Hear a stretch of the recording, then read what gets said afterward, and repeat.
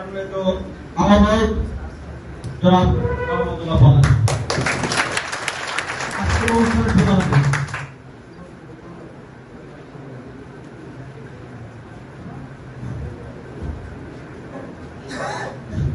বিসমিল্লাহির-রহমানির-রহিম। উপজেলার বিএনপির সদস্য পদ নবায়ন উপলক্ষে আজকে এই সভার সভাপতি যুগ্ম আহ্বায়ক তাসকিন আহমেদ চিশতি, বিশেষ অতিথি সদস্য সচিব আবু জাহেদ বাবলু, যুগ্ম আহ্বায়ক আবুল হাসান হাদি, যুগ্ম আহ্বায়ক আখতারুল এবং আমাদের সবার মুরব্বী আশরাফুল ওয়াহিদ রয়েছে, যুগ্ম আহ্বায়ক বিশেষ অতিথি ডক্টর মনিরুজ্জামান, আমার পিছনে সুলাইমান, মুন্না, রেখা, সবাই কিছু ঝর্ণা, আলমগীর, আমাদের সাহেব, মাসুদ ভাই, আফজাদ সাহেব, আমি যখন সেক্রেটারি ছিল সামাদ গান্ধী, শাহরুখ, আরো অনেক। আসসালামু আলাইকুম। ও আপু আপু দাঁড়িয়ে আছে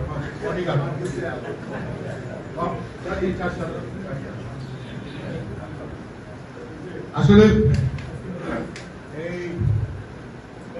শ্যামনগর ধন্যবাদ আপনাদের। আপনারা শুরু করেছিলেন কিছু ভালো না, কিন্তু চেষ্টা করেছেন অনেক। আপনাদের জন্য একটা দ্বন্দ্ব তৈরি হয়েছিল সারা জেলাব্যাপী, সেটা ছড়িয়েছিল। কিন্তু আজকে যখন আমরা দায়িত্ব পেয়ে তখন আপনাদেরকে দেখছি এই দুপুরে না খেয়ে আমাদের জন্য ঘন্টা দুয়েক অপেক্ষা করে আপনারা জনাব তারেক রহমানের নির্দেশিত পথে নেতৃত্ব দেওয়ার জন্য এখানে অপেক্ষা করছেন। আপনাদেরকে জানাচ্ছি জেলা বিএনপির পক্ষ থেকে কৃতজ্ঞতা। অনেক কথা হয়েছে সার্চ কমিটি নিয়ে। আমরা একটা সিদ্ধান্ত নিয়েছিলাম, আমরা যেহেতু আমি এই জেলার 2003 সাল থেকে সেক্রেটারি ছিলাম, 2 বার সভাপতি ছিলাম, এবার আহ্বায়ক, মোটামুটি এই দলের উপজেলা পর্যায়ে ইউনিয়ন পর্যায়ের নেতৃত্বকে আমি ব্যক্তিগতভাবে চিনি। আমার সঙ্গে যারা আছে তারপরে আবুল হাসান হাদি, চিশতি, আখতারুল এবং ডক্টর মনিরুজ্জামান, ওনারাও এই জেলায় অনেকদিন ধরে রাজনীতি করছেন এবং তৃণমূল পর্যায় থেকে রাজনীতি করছেন এবং প্রত্যেকের একটা ব্যাপারে কিন্তু আমাদের জনাব তারেক রহমান সাহেব দেখেছেন ইনারা ক্লিন কিনা, ইনাদের ইমেজটা ক্লিন কিনা। কেউ বলতে পারবেন না আমাদের এখানে যারা বসে আছে আমরা চাঁদাবাজ, দখলবাজ, অথবা আমরা এমন কোন কাজ করি যে কাজের জন্য দলের ভাবমূর্তি নষ্ট হয়।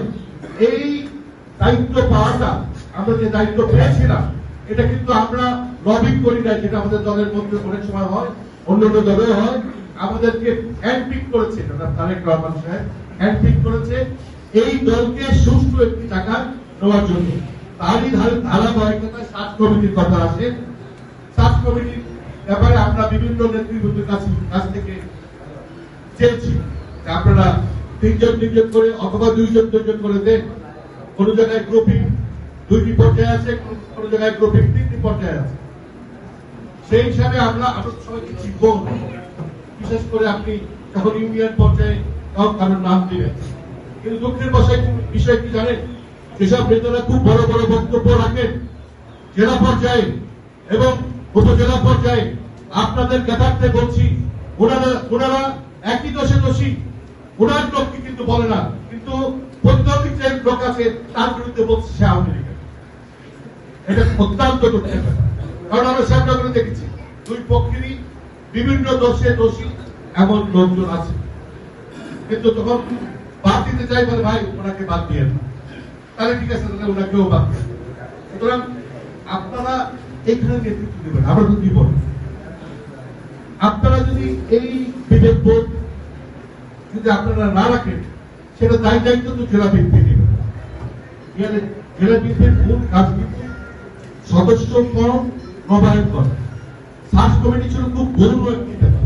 এই ব্যাপারটা এমন জায়গায় চলে গেছে, ফেসবুকে আপনারা ভূমিকা এগুলো করতে গিয়ে তো আপনি দলের ভাবমূর্তি নষ্ট করে দিচ্ছেন। আমাদের কাছে বলা হচ্ছে আপনারা না বলে ফেসবুকে একের পর এক, এইটা কি ওনারা করছেন না ওনাদের করাচ্ছে সেটা জানতে চাই। এই দলে তারেক রহমানের নেতৃত্বে আমাদেরকে যারা দিয়েছে, আমাদের কাজ নেতৃত্ব দেওয়া। আপনারা যদি নেতৃত্ব আসতে চান, এই প্রসেসের মধ্যে আসেন, বাইরে থেকে খেলবেন না। আমরা কিন্তু সেই হাত ভেঙে দেবো। আমরা কিন্তু এখনো পর্যন্ত খুব নরম ভাবে সব কাজ করছি। আমরা চাচ্ছি দলটাকে একতাবদ্ধ করার জন্য, কিন্তু কেউ দলের বাইরে গিয়ে এই প্রসেসের মধ্যে না থেকে বিভিন্ন ধরনের ষড়যন্ত্র করছেন, সেটা কিন্তু কাঙ্ক্ষিত না। আমাদেরকে আমাদের ভারপ্রাপ্ত চেয়ারম্যান এই আমি এবং আমার এই ছোট ভাই 6 জনকে একটি সিদ্ধান্ত দিয়ে দিয়েছে, সেটা হচ্ছে কেন্দ্রীয় নেতৃবৃন্দের সামনে আপনারা 6 জন যে সিদ্ধান্ত নেবেন সেই সিদ্ধান্ত জনাব তারেক রহমানের। এই সিদ্ধান্ত আমাদের ব্যক্তিগত কোনো আকাঙ্ক্ষা নেই, বিশ্বাস করে না আকাঙ্ক্ষা নেই। আমি অন্তত জানি সুপ্ত আকাঙ্ক্ষা থাকতে পারে, সবার থাকতে পারে।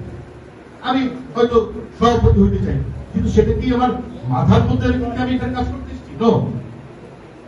আমাদের একমাত্র লক্ষ্য জনাব তারেক রহমানের নির্দেশকে পালন করা। এই পালন করতে গিয়ে যে কোনো ধরনের বাধা বিপত্তি ইনশাআল্লাহ আমরা এটাকে পার করবো। ইনশাআল্লাহ আমরা এই দলকে গণতন্ত্রের পথে নিয়ে যাবো।